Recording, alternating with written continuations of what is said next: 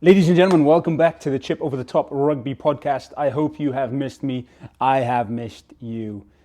So we are back after a little bit of a hiatus. I say that. I wanted to post over the weekend, but just didn't get time to it, didn't get round to it. But the semi-finals of the Rugby World Cup are done and dusted, and what a weekend of semi-finals it was. Obviously Friday and Saturday, nothing on Sunday except the URC, which we'll get onto in a second. But in this episode, I just want to quickly discuss the Wales Barbarians team, the URC that just went underway, and briefly touch upon the semi-finals of the World Cup, which we are going to do right now. So England losing to South Africa in a nail-biter with some big moments in that game. Faz drop goal. We had Manny Lebok coming off after 30 minutes and Andre Pollard coming on, which resulted in South Africa winning. Obviously Pollard kicking the last-minute penalty. I say last-minute, the penalty which sealed the win for them. And he did that again he did that in 2019. If you go back and watch the Wales-South Africa game, it was roughly the same sort of timeline as well, which was quite funny on that one. Some big issues coming from that game as well. The scrum penalties, the fact that the South African player called for the mark. I think it was on like the 70th minute. I think it was Willemse. And they called for a scrum, which was madness because they knew that they were going to win the scrum penalty, which would then get them up the field instead of giving the ball back to England after a free kick in the 22. So yeah, interesting. And obviously there's some controversy surrounding that game as well, based on things that Tom Curry has said regarding Mobinambi, I believe it was, but not going to touch on that in this one.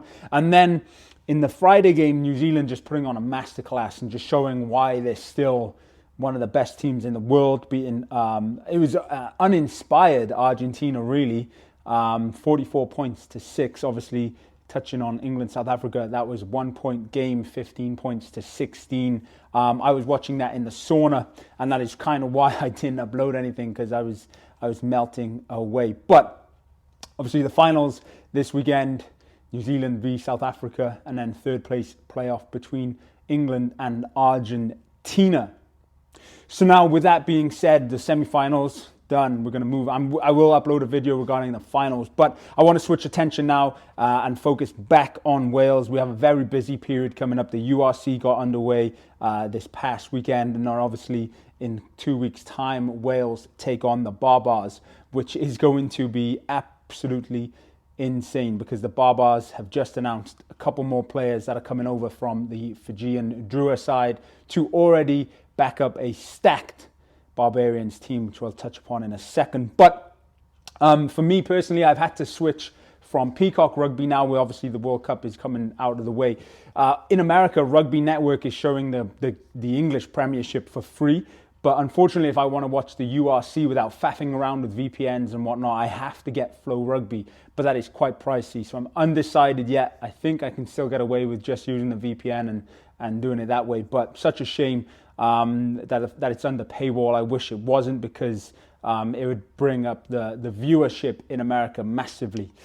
But yeah, also touching upon the semi-finals, Will Jordan 1 try away from a record try-scoring tally at a Rugby World Cup. He almost had it on the weekend, but Mwanga kept it and didn't quite give him the gift of that. But yeah, so let's discuss the Wales v Barbars right now. So Warren Gatland's announced a streamlined squad, literally just a full matchday squad of 23. He's picked 16 players from the World Cup group that was there, and then he's called in 7 players from the regions, because as we know, the English, French and further afield playing members are not available for this game, as it does fall out of the international window. But this has sparked some controversy, this game in general. First and foremost, the timing. It is alongside a Welsh derby between the Scarlets and Cardiff, but also the Ospreys are playing the Sharks the day before, and then the Dragons play against Munster away. So Munster will probably be back to full strength with their Irish compatriots going back into the squad. So yeah, interestingly, but what it has also done as well is it's caused controversy surrounding like the player strength and the depth of the squads. Personally, for me, the bigger issue is the scheduling. just because obviously you want to try and get match attendance up at the URC. So having a big game for Alan Wynne-Jones send-off really, the same day as a derby in Wales is quite disappointing. But for me, it offers an opportunity for those players who previously probably wouldn't have got into the match starting 15 or potentially on the bench to step up in the Welsh region and put a hand up for that as well. But one of the things I will say is that if Wales did beat Argentina, right, in the quarters and we would be in the semis, we would still be over in France. Those players would be, because of playing for the third place playoff this coming weekend as well. So they probably wouldn't be available a week later to go and feature in the URC. Just to note. So let's take a quick look at the Wales v Barbarians squad. I've personally put it in what I think is going to be the starting 15 and then the 7 players that he's called up. So I've gone with Corey Domachowski, Dewi Lake and Kieran Asirati as the front row. Adam Beard, Teddy Williams as locks. Dan Lydiate, Jack Morgan and Aaron Wainwright, 6, 7, 8. The backs then I've gone with Thomas Williams, Sam Costello, Rio Dyer, Johnny Williams, George North, Tom Rogers and Lee Halfpenny. And then the replacements, the majority of those players that got called in, but also wanting to keep some continuity from the team that played in the quarters. I would say Nicky Smith is going to be on the bench, Elliot D, Leon Brown, who got called up from the Dragons. I've put in Ben Carter on the bench, Tame Plumtree, who played fantastic this weekend in the URC for the Scarlets, picking up 2 tries, but we'll get onto that in a second. Kieran Hardy, who did get called up, but then went back to South Africa to play on the weekend just gone against for the Scarlets against the Bulls. Was it the Bulls? Yes, it was. And then Mason Grady is going to feature, and so will Kai Evans, who played on the weekend for the Dragons. So that is the 23. I've put it in order of what I think the starting team will be. And so Tom Rogers will slot straight back in there, probably on the wing. And then Kieran Asirati and probably Teddy Williams will slot in to start. But that will get announced very soon. So a mixed bag in terms of youth and experience, which I think is good. But unfortunately, this game does not count towards a cap. And like I said, I think that would be the starting 15 with the replacements. Some obviously players getting thrust into the starting squad straight away. Asirati, like I said, who's already featured for this Welsh sort of team in the World Cup warm-ups, and Tom Rogers as well. So we shall see, though, if that is accurate. You could see Tame Plumtree get thrust in straight at 6 or 8 and have Wainwright in the other number. But we'll see. The Barbarians are coming with a very experienced team, so I'm not sure exactly what to expect. We know they like to play with some flair. It's star-studded thus far. Alan Wynne, obviously, as we know, this is his sort of swan song for him. Michael Hooper is coming in. Dwayne Vermeulen is flying straight into Cardiff after the World Cup this weekend.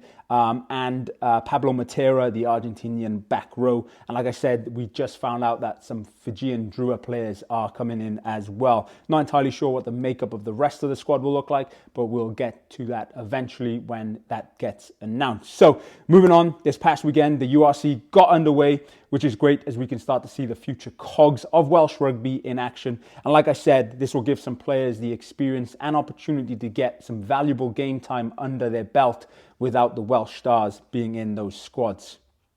The Scarlets took on the Bulls in South Africa, losing massively, 68 points to 21, which is quite bizarre because that was an actually decent sort of Scarlets team, obviously missing a couple players, key players, but still some very good players around the park. Obviously, Plumtree getting 2 tries and McNichol getting the other.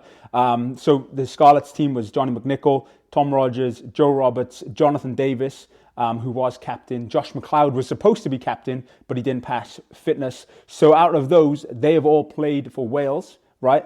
Ryan Combia, up-and-coming winger. We could potentially see him in the Six Nations. Johan Lloyd is being tipped to play for Wales at some point. We have Kieran Hardy as well, obviously a very strong Welsh player at scrum half. And then in the front row, we had Kemsley Matthias and Sam Wainwright. They featured in the World Cup warm-ups.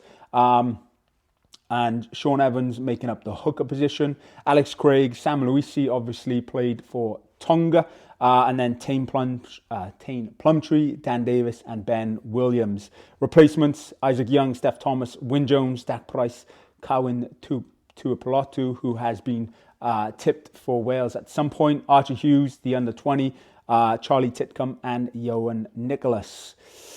It was an experienced team, to be fair, but interestingly, Charlie Titcomb obviously came off the bench after coming through the university pathways to get his sort of debut, which was good. And then obviously, like I said, Carwyn and Archie Hughes coming in as well. The Ospreys took on Connacht.